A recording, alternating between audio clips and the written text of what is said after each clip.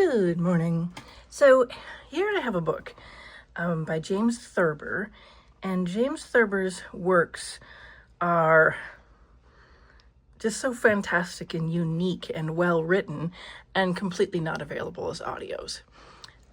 This is a book that my grandmother, June Howard, who was a teacher, read for me when I was young, and it's always stuck with me, the imagery of it. This is illustrated by Cruz, and if you're like, wow, this looks kind of familiar, this very fine hatchwork, it's because Cruz is the person that illustrated Alexander and the terrible, horrible, very bad, no good day, which of course we all love deeply. So another of my favorite illustrators, Stephen Kellogg, also illustrated an edition of this book, but you know, the first way you see it, that's the way it is. So this was, that's probably the only Stephen Kellogg book that I don't prefer. This one is Holt, Reinhardt, and Winston, but originally in 1944, because James Thurber is from a previous generation, it was Harcourt and Brace. This is a great book. It will be in multiple parts, probably because I just don't have enough lungs to keep going. This is already my second run at this video. The Great Quillow. Once upon a time, in a far country, there lived a giant named Hunder. He was so enormous in height and girth and weight that little waves were set in motion in distant lakes when he walked. His great fingers could wrench a clock from its steeple as easily as a child might remove a peanut from its shell. Every morning he devoured 3 sheep, a pie made of 1,000 apples, and a chocolate as high and as wide as a spinning wheel. It would have taken 6 ordinary men to lift the great brass key to his front door, and 4 to carry one of the candles with which he lighted his house. It was Hunder's way to strip a town of its sheep and apples and chocolate, its leather and cloth, its lumber and tallow and brass, and then move on to a new, far village and begin his depredations again. There had been no men strong enough to thwart his evil ways in any of the towns he had set upon and impoverished. He had broken their most formidable weapons between his thumb and forefinger, laughing like a hurricane. And there had been no men cunning enough in any of the towns to bring about his destruction. He had crushed their most ingenious traps with the toe of his mammoth boot, guffawing like a volcano. One day, Hunder strode hundreds and hundreds of leagues and came to a little town in a green valley. It was a staunch little town and a firm little valley, but they quaked with the sound of his coming. The houses were narrow and 2 stories high. The streets were narrow and cobbled. There were not many people in the town, 100 men, 100 women, 100 children. Every Tuesday night at 7 o'clock, a council of 10 met to administer the simple affairs of the community. The councilors were the most important tradesmen and artisans of New Moon Street, a short, narrow, cobbled street that ran east and west. These men were the tailor, the butcher, the candy maker, the blacksmith, the baker, the candle maker, the lamplighter, the cobbler, the carpenter, and the locksmith. After the small business of the tranquil town had been taken care of, the council members sat around and speculated as to the number of stars in the sky, discussed the wonderful transparency of glass, and praised the blueness of violets and the whiteness of snow. Then they made a little fun of Quillow, the toy maker, whose work they considered a rather pretty waste of time, and went home. Quillow, the toy maker, did not belong to the council, but he attended all its meetings. The councilmen were fond of Quillow because of the remarkable toys he made, and because he was a droll and gentle fellow. Quillow made all kinds of familiar playthings on his long and littered workbench. Music boxes, jumping jacks, building blocks, but he was famous for a number of little masterpieces of his own invention. A clown who juggled 3 marbles, a woodman who could actually chop wood, a trumpeter who could play 7 notes of a song on a tiny horn, a paperweight in which roses burst into bloom in falling snow. Quillow was amusing to look at as any of his toys. He was the shortest man in town, being only 5 feet tall. His ears were large, his nose was long, his mouth was small, and he had a shock of white hair that stood straight up like a dandelion clock. The lapels of his jacket were wide. He wore a red tie and a deep pointed collar, and his pantaloons were baggy and unpressed. At Christmas time each year, Quillow made little hearts of gold for the girls of the town and little hearts of oak for the boys. He considered himself something of a civic figure, since he had designed the spouting dolphins in the town fountain, the wooden animals on the town merry-go-round, and the 12 scarlet men who emerged from the dial of the town clock on the stroke of every hour and played a melody on little silver bells with little silver hammers. It was the custom of Willow's colleagues to shout merrily, "Why, here comes the great Quillow," when the toy maker appeared. The lamplighter, or the tailor, or the locksmith would sometimes creep up behind him and pretend to wind a key in his back, as if he were a mechanical figure of his own devising.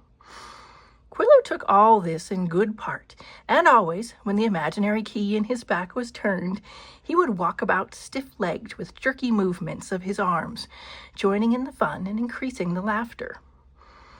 It was different on the day the giant arrived. Laughter was hushed, and the people hid in their houses and talked in frightened whispers when Hunder's great bulk appeared like a cyclone in the sky, and the earth shook beneath him. Panting a little after his 1,000-league walk, Hunder pulled up 4 trees from a hillside to make room for his great hulk and sat down. Hunder surveyed the town and grunted. There was no one to be seen in the streets. Not even a cat crept over the cobblestones. "Ho, town!" bawled Hunder. The doors shook and the windows rattled. "Ho, town! Send me your clerk that you may hear Hunder's will." The town clerk gathered up quill and ink and parchment. "There are 99 other men in town," he grumbled, "but it's the town clerk this, and the town clerk that, and the town clerk everything." He walked out of his house, still grumbling, and trudged across the valley to hear the giant's will. An hour later, the town clerk sat at the head of a long table in the council room and began to call the roll. "We're all here," snapped the blacksmith. "You can see that." The clerk continued with the roll call. "Baker," he called. "Here," said the baker. "Blacksmith," he droned. "Here," said the blacksmith sourly. The clerk finished calling the roll and looked over his spectacles. "We have a visitor tonight, as usual," he said. "Quillow, the toy maker. I will make the proper entry in the minutes." "Never mind the minutes," said the blacksmith. "Read us the demands of Hunder the giant." The clerk entered Quillow's name in the minutes. "Now," he said, "I will read the minutes of the last meeting." The candy maker stood up. "Let's dispense with the minutes of the last meeting," he said. The clerk looked over his spectacles. "It must be properly moved and duly seconded," he said. It was properly moved and duly seconded. "Now, read the demands of Hunder the giant," shouted the blacksmith. The clerk rapped on the table with his gavel. "Next," he said. Oops. Dang it. Okay. "Next," he said, "comes unfinished business. We have before us a resolution to regulate the speed of the merry-go-rounds." "Dispense with it!" bawled the blacksmith. "Shush, sausage." "It must be properly moved and duly seconded," said the clerk. It was properly moved and duly seconded, and the clerk at last unrolled a long scroll of parchment. Excuse me. This is sausage. Sausage needs to be quiet. "We come now," he said, "to the business of the day. I have here the demands of Hunder the Giant. The document is most irregular. It does not contain a single greetings, or whereas, or be it known by these presents." Everyone sat motionless as the clerk began to read the scroll. "I, Hunder, must have 3 sheep every morning," he read. "That would use up all the sheep in the valley in a week and a fortnight," said the butcher, "and there would be no mutton for our own people." "I, Hunder, must have a chocolate a day as high and as wide as a spinning wheel," read the town clerk. "Why, that would exhaust all the chocolate in my storeroom in 3 days," cried the candy maker. The town clerk read from the parchment again. "I, Hunder, must have a new jerkin made for me in a week and a fortnight." "Why, I would have to work night and day to make a jerkin in a week and a fortnight for so large a giant," gasped the tailor, "and it would use up all the cloth on my shelves and in the basement." "I, Hunder," went on the town clerk, "must have a new pair of boots within a week and a fortnight." The cobbler moaned as he heard this. "Why, I would have to work night and day to make ouch!" Stop it. You are ruining a video. Let's see. The cobbler moaned as he heard this. "Why, I would have to work night and day to make a pair of boots for so large a giant in a week and a fortnight," he said, "and it would use up all the leather in my workshop and in the back room." The council members shook their heads sadly as each demand was read off by the town clerk. Quillow had folded his arms and crossed his legs and shut his eyes. He was thinking, but he looked like a sleeping toy. "I, Hunder," droned the town clerk, "must have an apple pie each morning made of 1,000 apples." The baker jumped from his chair. "Why, that would use up all the apples and flour and shortening in town in a week and a fortnight," he cried. "And it would take me night and day to make such a pie, so that I could bake no more pies or cakes or cookies or blueberry muffins or cinnamon buns or cherry boats or strawberry tarts or plum puddings for the people of the town." All the councilmen moaned sadly because they loved the list of good things the baker had recited. Quillow still sat with his eyes closed. "I, Hunder," went on the town clerk, "must have a house to live in by the time a week and a fortnight have passed." The carpenter wept openly. "Why, I would have to work a night and day to build a house for so large a giant in a week and a fortnight," sobbed the carpenter. "All my nephews and cousins would have to help me, and it would use up all the wood and pegs and hinges and glass in my shop and in the countryside." The locksmith stood up and shook his fist in the direction of the hillside on which the giant lay snoring. "I will have to work night and day to make a brass key large enough to fit the keyhole in the front door of the house of so large a giant," he said. "It will use up all the brass in my shop and in the community." "And I will have to make a candle for his bedside so large it will use up all the wick and tallow in my shop and the world," said the candle maker. "This is the final item," said the town clerk. "I, Hunder, must be told a tale each day to keep me amused." Quillow opened his eyes and raised his hand. "I will be the teller of tales," he said. "I will keep the giant amused." The town clerk put away his scroll. "Does anyone have any idea of how to destroy the giant Hunder?" asked the candy maker. "I would creep up on him in the dark and set fire to him with my lighter," said the lamplighter. Quillow looked at him. "The fire of your lighter would not harm him any more than a spark struck by a colt's shoe in a meadow," said Quillow. It's very hard to read when you're doing that. "Quillow is right," said the blacksmith, "but I could build secretly at night an enormous catapult which would cast a giant stone and crush Hunder." Quillow shook his head. "He would catch the stone as a child catches a ball," said Quillow, "and he would cast it back at the town and squash all our houses." "Oh, I could put needles in his suit," said the tailor. "I could put nails in his boots," said the cobbler.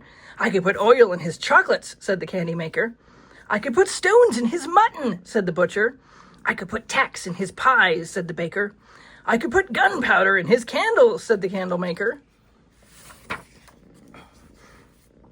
I could make the handle of his brass key as sharp as a sword, said the locksmith. I could build the roof of his house insecurely so that it would fall on him, said the carpenter. The plans you suggest, said Quillow, would merely annoy Hunder, as the gadfly annoys the horse and the flea annoys the dog. Perhaps the great Quillow has a plan of his own, said the blacksmith with a scornful laugh. Has the great Quillow a plan? Asked the candy maker with a faint sneer. The little toy maker did not answer. The counselors got up and filed slowly and sadly from the council room. That night, none of them wound the imaginary key in Quillow's back.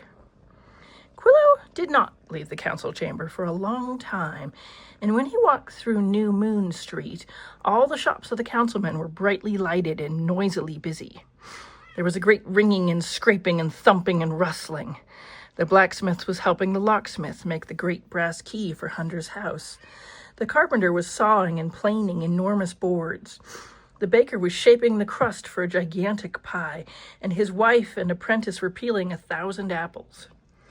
The butcher was dressing the first of the 3 sheep. The tailor was cutting the cloth for Hunder's jerkin. The cobbler was fitting together mammoth pieces of leather for Hunder's boots.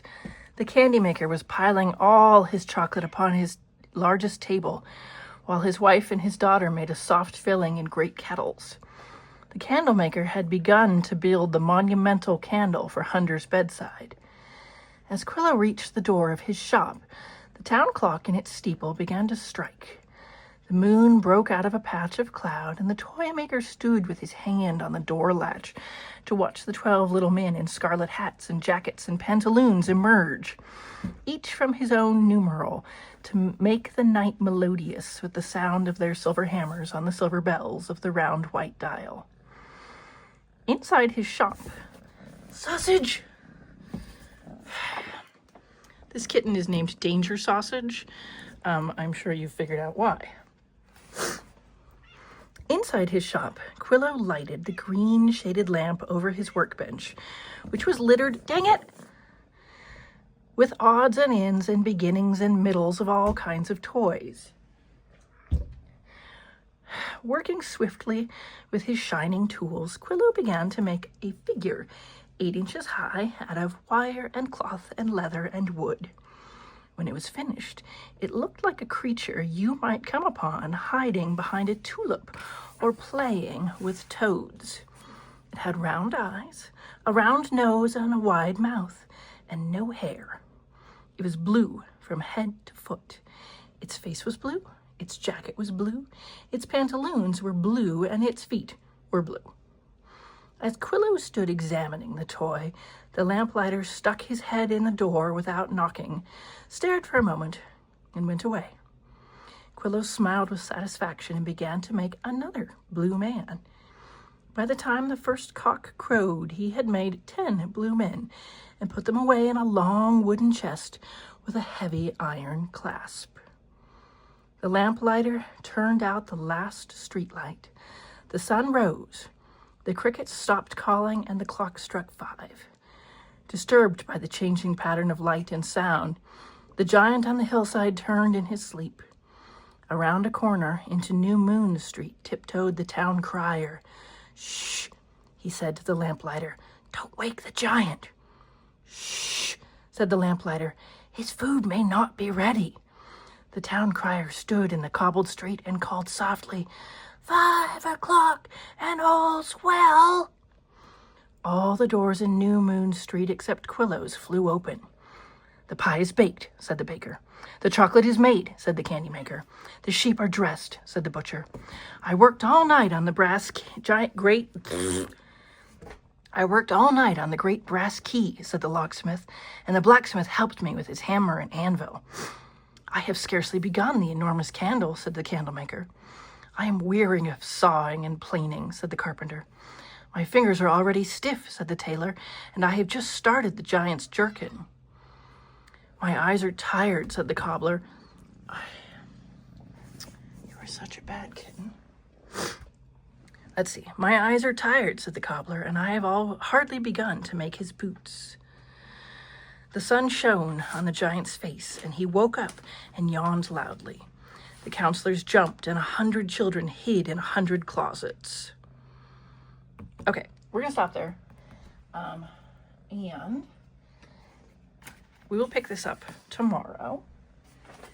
Long ago, I actually taught this book to my class. And I know the first part is sort of boring, but of course it sets up everything. And so I had to explain to my students what a candle maker was. And then they drew these pictures of candles and what a lamplighter is. And these are our carpenter pictures. Baker. This was a second grade class. Taylor. I love this. Little kids are wonderful. Shirt. Pens. And so, I don't know if you would butcher. This is my pig, but these are good. Sheep. These were Navajo children, and so sheep was a major thing. Candy, the candy maker. The locksmith. And the cobbler. And so these are Navajo children. This is Navajo regalia. That would be like a dance boot. I'm not sure about that one, but it looks interesting. And so we will pick this up. I'm guessing probably 2 more parts, and I will definitely put Dangerous Sausage out. I know he's cute, but it's pretty annoying when you're trying to listen to a book. See you later.